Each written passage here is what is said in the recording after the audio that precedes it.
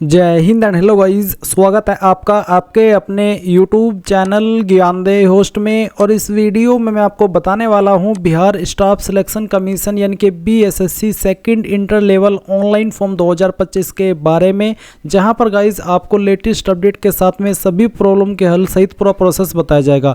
अब चाहे आपके सामने रजिस्ट्रेशन करते समय इशू आ रहा हो, या फिर आप ओल्ड कैंडिडेट हो, या फिर आप न्यू कैंडिडेट हो। इसके अलावा अगर आप अन्य स्टेट से अप्लाई करेंगे बिहार के, तो आप कैसे अप्लाई करेंगे वो भी आपको बताया जाएगा। कैसे आपको कास्ट सर्टिफिकेट की जानकारी, कैसे आपको फी पेमेंट करना है, कैसे आपको लाइव फोटो अपलोड करना है, ये सब पॉइंट अच्छे से इसमें एक्सप्लेन किया जाएगा और आपको पूरा प्रोसेस ऐसा बताया जाएगा। अगर आपने इस वीडियो को देख करके फॉर्म भर लिया तो आपसे गलती से भी मिस्टेक नहीं होगी। तो चलिए शुरू करते हैं। वीडियो को लाइक शेयर कर दे अगर आपने अभी तक नहीं किया, और चैनल को सब्सक्राइब कर ले। फिर जो लिंक वीडियो को डिस्क्रिप्शन में दिया आप ओपन करेंगे, आपको जानने को मिलेगा कि ये भर्ती 23,175 पोस्ट पर निकाली हुई है। इसके फॉर्म आप लोग 25 नवंबर 2025 तक भर पाएंगे। एंड गाइज, अगर आप 25 नवंबर 2025 तक अपना फी पेमेंट और आपका रजिस्ट्रेशन कर लेते हैं तो फिर आपके पास 2 दिन और एक्स्ट्रा होंगे अपने फॉर्म को कंप्लीट करने के लिए, जो कि आप 27 नवंबर 2025 तक कर सकते हैं। इसी के साथ आप यहां पर जानेंगे कि 12वीं पास कैंडिडेट अप्लाई कर सकते हैं। सभी स्टेट से और सभी कैटेगरी से 100 रुपये फीस ली जा रही है। बट हाँ, जो इसमें बिहार के अलावा अन्य स्टेट से अप्लाई करेंगे उनको यहाँ पर जनरल कैटेगरी के अंदर रखा जाएगा। चाहे आपकी स्टेट के अंदर कोई सी भी कैटेगरी क्यों ना हो, SC ST OBC, आप जनरल में ही काउंट होगे। एंड फीस तो आपसे 100 रुपये ही ली जाएगी। एग्जाम सेंटर भी आपका सिर्फ और सिर्फ बिहार में रहेगा, चाहे आप किसी भी स्टेट से अप्लाई कर रहे हैं। एज लिमिट 18 से 37 है, जो कि 1 अगस्त 2025 तक काउंट की जाएगी। तो आपने ये सब इन्फॉर्मेशन जान लिया। अब आपको इसमें पूरी तरीके से श्योर हो गया होगा कि आप इसमें अप्लाई करने के लिए एलिजिबल है या फिर नहीं। अगर आप एलिजिबल है और आपने अभी तक फॉर्म नहीं भरा तो आप इंपॉर्टेंट लिंक के सेक्शन में आइए और अप्लाई ऑनलाइन लिंक ओपन कीजिए। अब गाइज, आपके सामने यहाँ पर ये ऑफिशियल वेबसाइट आ जाएगी जहाँ से आपको फॉर्म को फिल करना है। यहाँ पर आने के बाद में आप देखेंगे कि 25 नवंबर 2025 तक जो आप फॉर्म भरेंगे वो आप लोग यहाँ पर आपका रजिस्ट्रेशन और जो आपका पेमेंट है वो करेंगे। अगर आप 25 नवंबर तक अपना रजिस्ट्रेशन और जो पेमेंट है वो कर लेते हैं तो फिर आपके पास 2 दिन और एक्स्ट्रा होंगे अपने फॉर्म को फाइनल सबमिट करने के लिए, यानी कि 27 नवंबर 2025 तक अपना फॉर्म आप फाइनल सबमिट कर सकते हैं।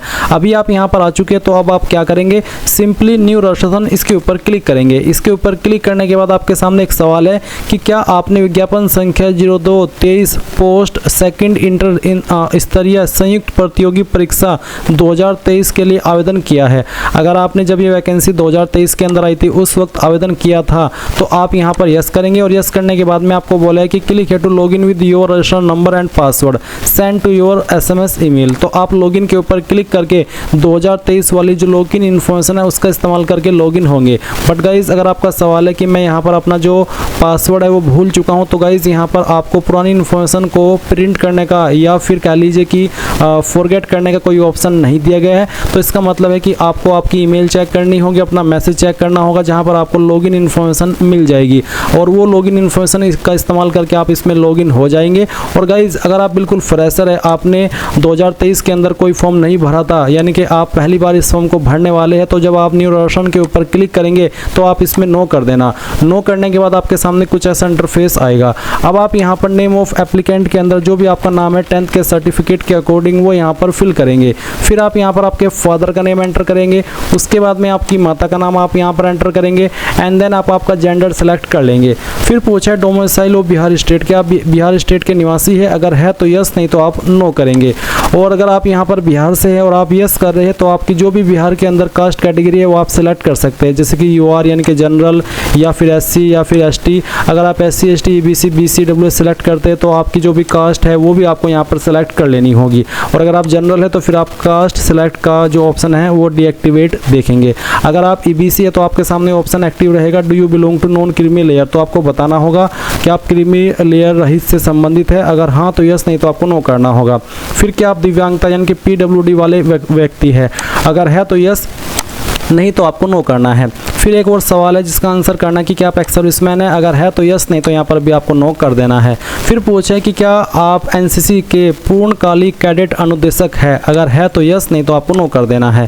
फिर एक और सवाल आता है कि क्या आप बिहार सरकार के कर्मचारी हैं जिन्होंने कम से कम 3 साल नियमित एवं लगातार सेवा की है? अगर ऐसे कैंडिडेट आप है तो यस कर देना, नहीं तो आप नो करेंगे। फिर एक और सवाल है कि क्या आप बिहार सरकार में विज्ञापन में उल्लेखित पदों में से किसी पद पर संविदा नियोजित कर्मी है, यानी कि जो बिहार सरकार में विज्ञापन में उल्लेखित पद है उसमें क्या आप किसी पोस्ट पर अभी करंटली संविदा में काम कर रहे हैं? अगर हाँ तो यस, नहीं तो आप नो कर देंगे।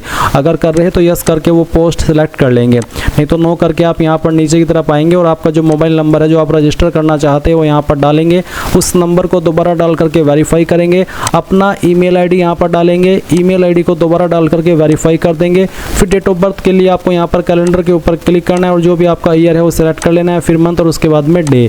देन आप ये कैप्चा कोड डालेंगे और सभी जानकारी चेक करते हुए सेव एंड कंटिन्यू इसके ऊपर क्लिक करेंगे। इसके बाद में यहाँ पर जो इन्फॉर्मेशन अभी आपने भरी है वो सभी आप चेक करेंगे। जब आपको लगे कि सभी इन्फॉर्मेशन सही है तो ही आप यहाँ पर कंफर्म एंड नेक्स्ट के ऊपर क्लिक करना, नहीं तो आप एडिट के ऊपर क्लिक करके जो भी इन्फॉर्मेशन आपको लग रही है कि गलत हो गई है तो आप उसको सही कर लेना, नहीं तो आप कंफर्म एंड नेक्स्ट इसके ऊपर क्लिक करके यहाँ से ओके कर देना। ओके करने के बाद में आप देखेंगे कि जो आपका रजिस्ट्रेशन है वो हो चुका है और आपको रजिस्ट्रेशन नंबर एंड पासवर्ड की जानकारी आपको ईमेल और मैसेज के माध्यम से सेंड कर दी गई है।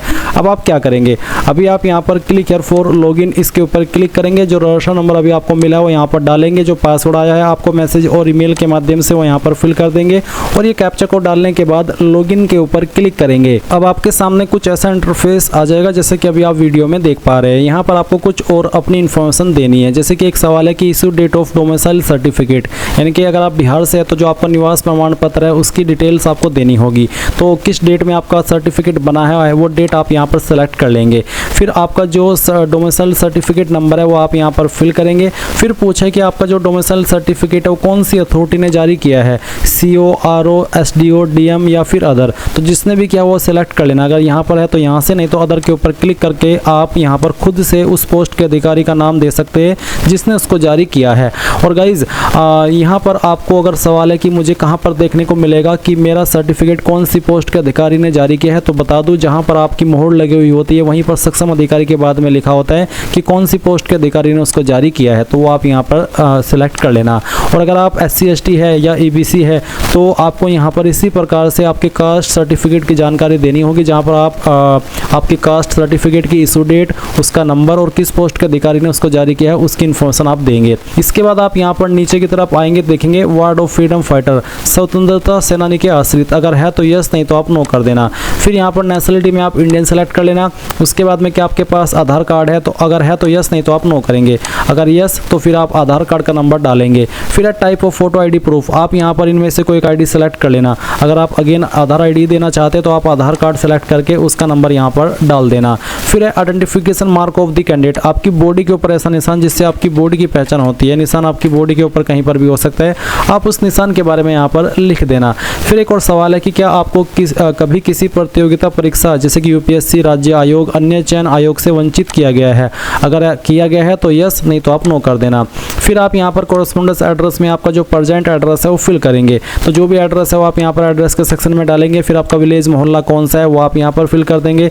इसके बाद में आप यहाँ पर आपके पुलिस स्टेशन का नाम फिल करेंगे।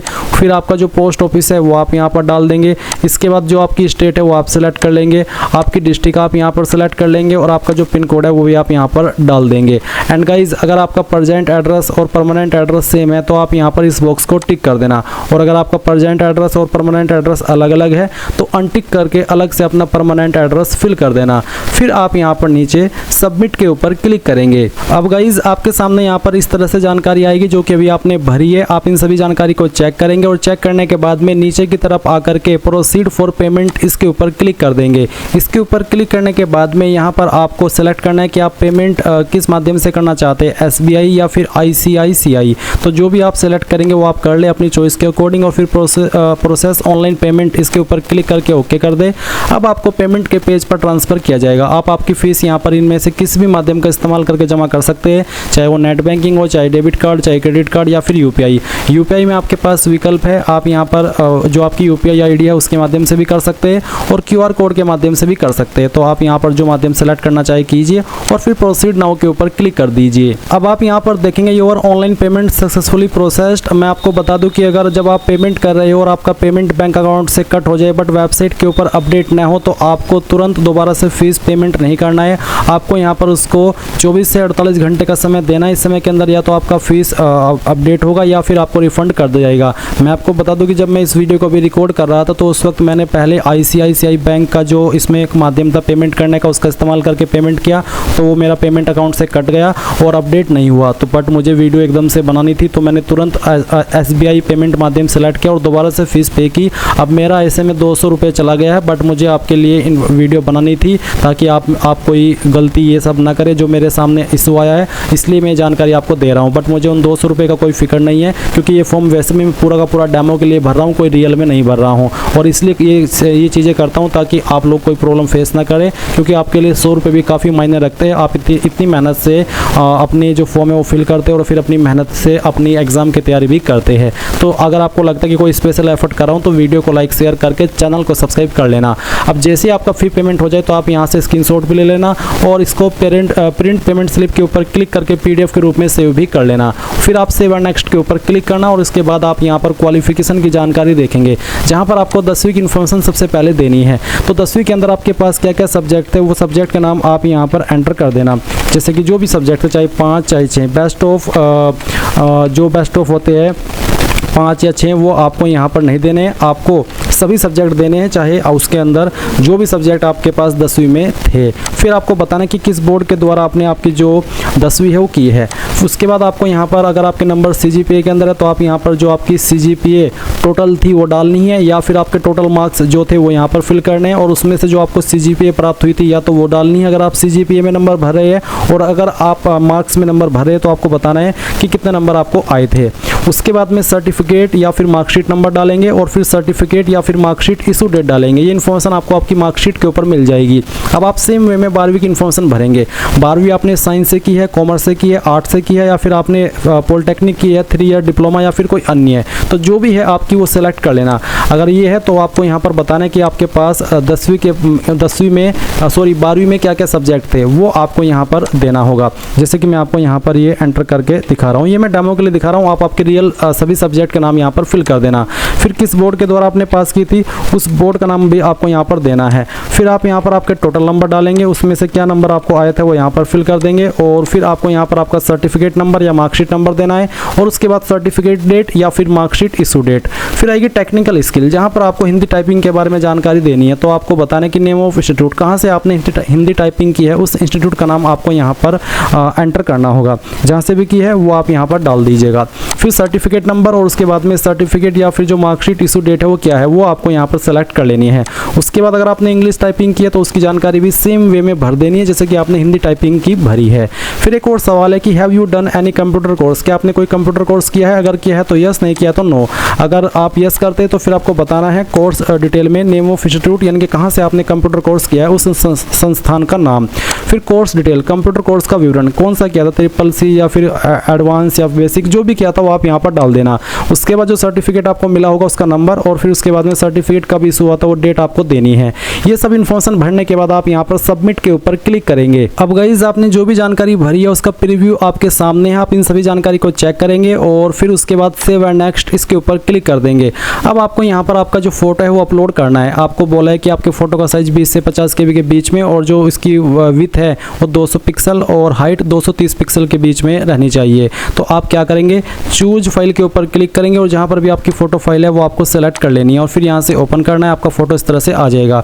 उसके बाद यहाँ पर आप आपका सिग्नेचर अपलोड करेंगे जो कि साइज 10 से 20 KB के बीच में रहना चाहिए, और इंग्लिश सिग्नेचर अपलोड करना है। इंग्लिश सिग्नेचर में आपका जो भी सिग्नेचर है चाहे वो कैसा भी है वो आपको यहाँ पर सेलेक्ट कर लेना है। उसके बाद आता है हिंदी सिग्नेचर। हिंदी सिग्नेचर में आप सिंपली अपना पूरा नाम डाल दीजिएगा, क्योंकि हिंदी सिग्नेचर तो हिंदी सिग्नेचर रहता है, उसमें कुछ आप अलग से नहीं टाइप कर सकते या फिर अलग से नहीं लिख सकते हैं। तो जो आपका हिंदी सिग्नेचर है वो आप यहाँ पर सिलेक्ट कर लेंगे, जहाँ पर भी है वो आप सिलेक्ट कर लीजिएगा। मैं आपको यहाँ पर इस तरह सिलेक्ट करके दिखा रहा हूँ, और उसके बाद आप यहाँ पर सबमिट के ऊपर क्लिक कीजिएगा। अब इस तरह से आपके सामने यहाँ पर आपका फोटो सिग्नेचर आ जाएगा, और अब आप क्या करेंगे, सेव एंड नेक्स्ट के ऊपर क्लिक कर देंगे। इसके बाद आप यहाँ पर आपका जो लाइव फोटो है वो अपलोड करेंगे। तो सिंपली टेक फोटो के ऊपर क्लिक कीजिए और सबमिट कर दीजिए। अगर आपको लग रहा है कि सही से नहीं फोटो आया है तो आप दोबारा से उसको ले सकते हैं, और उसके बाद आप यहाँ पर टिक करिए और फाइनल सबमिट के ऊपर क्लिक करके यहाँ से ओके कर दीजिए। अभी आप यहाँ पर देखेंगे कि your application has been submitted successfully, यानी कि आपका जो फॉर्म है वो सक्सेसफुली सबमिट हो चुका है। और अभी आप यहाँ पर गो टू होम पेज इसके ऊपर क्लिक कीजिए, माय अकाउंट के ऊपर क्लिक कीजिए। यहाँ पर आपको आपका register number, your form ID और पासवर्ड ये सब इन्फॉर्मेशन दी गई है। आप इसको यहाँ से स्क्रीनशॉट ले लीजिए और उसके बाद प्रिंट पेमेंट स्लिप का ऑप्शन है और नीचे है आपका प्रिंट एक्नॉलेजमेंट। और फिर आप यहाँ पर प्रिंट एक्नॉलेजमेंट स्लिप के ऊपर जैसे क्लिक करेंगे और click here to print this page इसके ऊपर क्लिक करेंगे तो आपके फॉर्म का प्रिंट आ जाएगा। आप इसको पीडीएफ के रूप में सेव कर ले और बाद में प्रिंट करा लीजिएगा। इस तरह से गाइज आप लोग आपका BSSC inter level online form 2025 भर पाएंगे। आई होप ये प्रोसेस आपको पसंद आया होगा। So thanks for watching. जय हिंद।